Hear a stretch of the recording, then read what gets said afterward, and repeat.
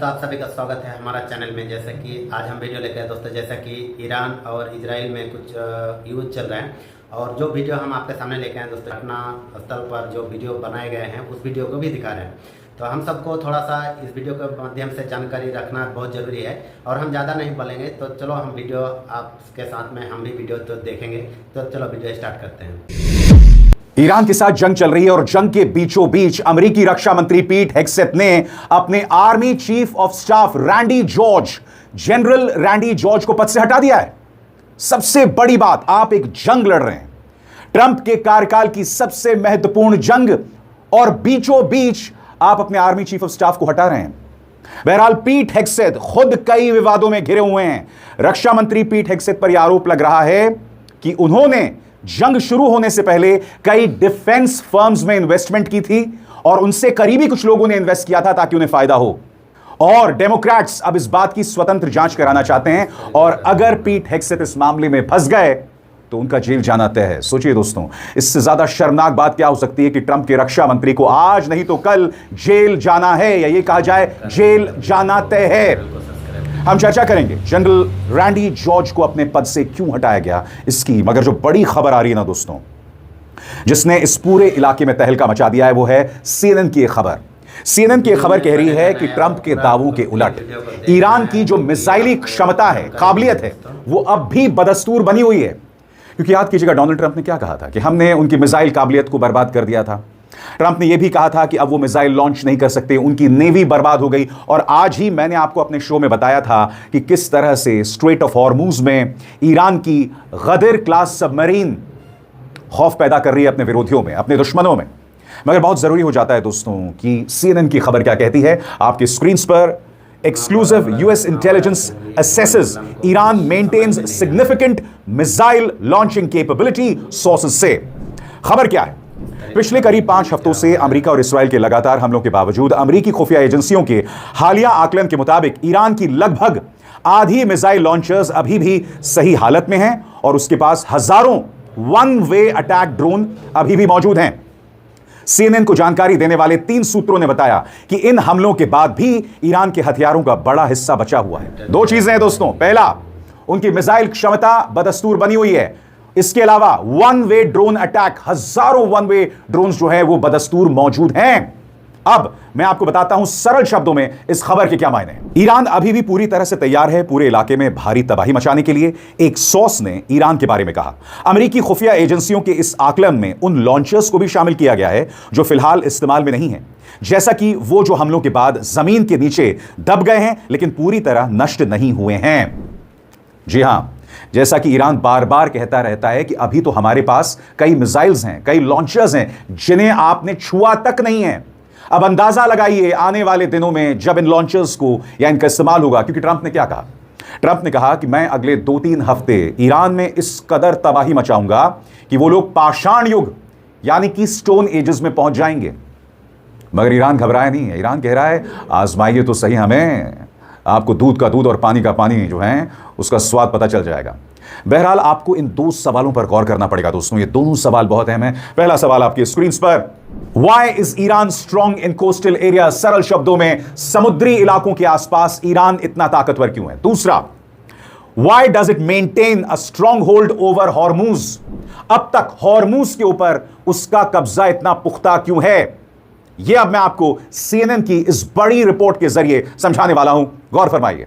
हाल के दिनों में जुटाई गई इस खुफिया रिपोर्ट में यह भी सामने आया है कि ईरान की बड़ी संख्या में तटीय रक्षा वाली क्रूज मिसाइलें अभी भी सही सलामत हैं। सूत्रों ने बताया यह इस बात से मेल खाता है कि अमेरिका ने अपने एयर कैंपेन में तटीय सैन्य ठिकानों को ज्यादा निशाना नहीं बनाया, हालांकि जहाजों पर हमले हुए हैं। ये मिसाइलें ईरान के लिए एक अहम ताकत हैं जिनकी मदद से वो स्ट्रेट ऑफ हॉर्मुज में जहाजों की आवाजाही को खतरे में डाल सकता है। और इसके अलावा दोस्तों, मैंने आपको बताया था प्रेस टेलीविजन की इस रिपोर्ट के मुताबिक ईरान की गदर क्लास सबमरीन है, और ये जो गदर क्लास सबमरीन है उसने स्ट्रेट ऑफ हॉर्मुज में एक किस्म का आतंक फैला रखा है। जी हां, ये जो गदर क्लास सबमरीन है वो चुपचाप ऑपरेशन करती हैं और बगैर डिटेक्ट हुए वापस भी आ सकती हैं, जिससे आपको पता चलता है कि स्ट्रेट ऑफ हॉर्मुज पर why is Iran's control absolute. क्यों डोनाल्ड ट्रंप कह रहे हैं कि बेशक स्ट्रेट ऑफ हॉर्मूज पर ईरान का कब्जा बना रहे, हम तब भी युद्ध खत्म कर देंगे। यानी कि ट्रंप की इस बेवकूफी के चलते अब स्ट्रेट ऑफ हॉर्मूज से ईरान अपनी मनमानी कर सकता है। अब अगला प्रश्न और अगला मुद्दा बहुत अहम हो जाता है, जिसका जिक्र CNN कर रहा है। ट्रंप के दावों के बिल्कुल उलट है हकीकत।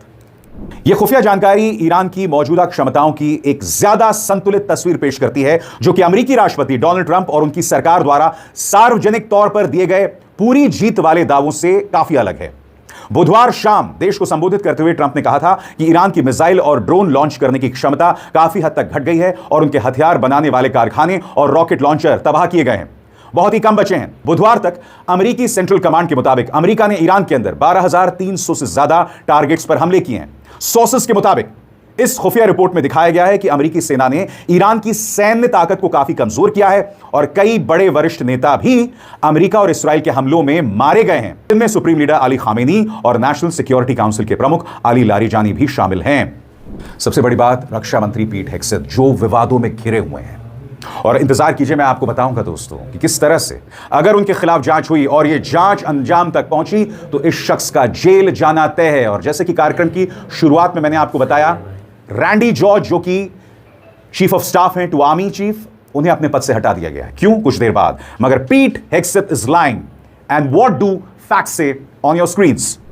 खुफिया रिपोर्ट्स के मुताबिक सिर्फ मिसाइल लॉन्चर ही नहीं बल्कि ईरान के पास बड़ी संख्या में मिसाइलें भी मौजूद हैं।